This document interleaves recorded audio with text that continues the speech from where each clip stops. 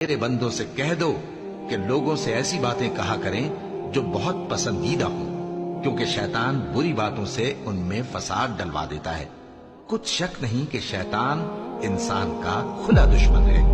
تمہارا پروردگار تم سے خوب واقف ہے، اگر چاہے تو تم پر رحم کرے یا اگر چاہے تو تمہیں عذاب دے۔ اور ہم نے تم کو ان پر داروغہ بنا کر نہیں بھیجا، اور جو لوگ آسمانوں اور زمین میں ہیں تمہارا پروردگار ان سے خوب واقف ہے۔